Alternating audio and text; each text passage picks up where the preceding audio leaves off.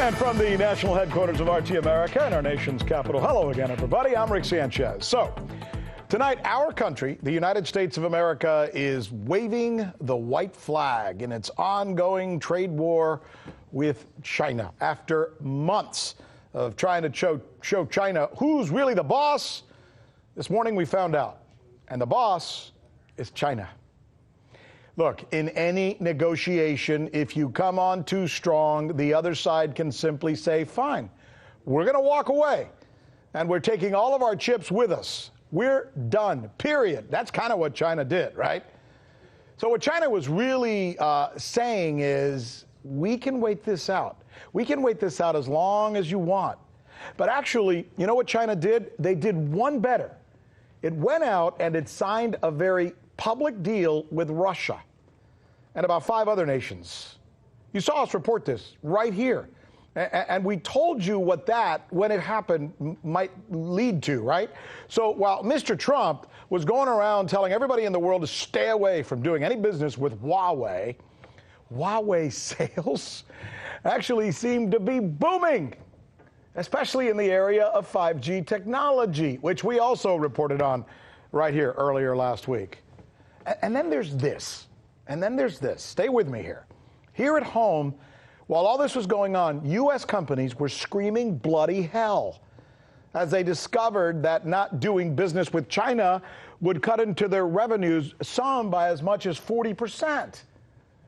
So then on Wall Street, large cap internet and chip stocks started to suddenly go down. They started to decline, right, in the midst of all this stuff. And so did investment banks, who had some big time exposure in China.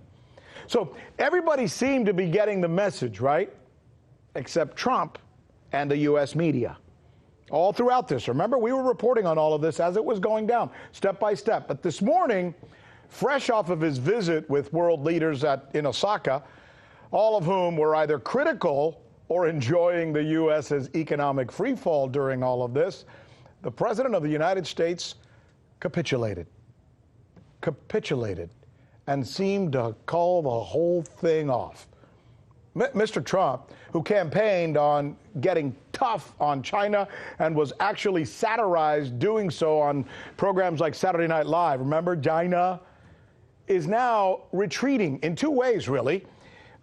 He's calling off the restrictions on companies who do business with China, and he's also blocking any further restrictions, including those that White House insiders had told reporters were forthcoming.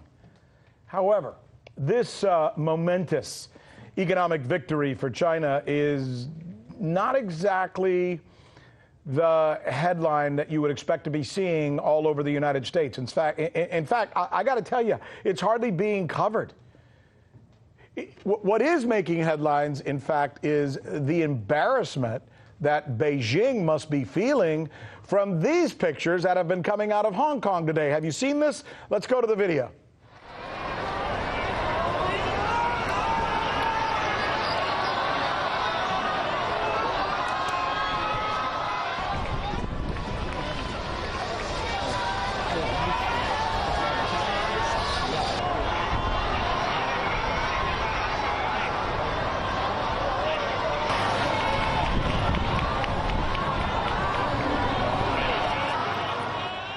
This is really a sea of protesters continuing to battle it out with police as it only intensified throughout the day.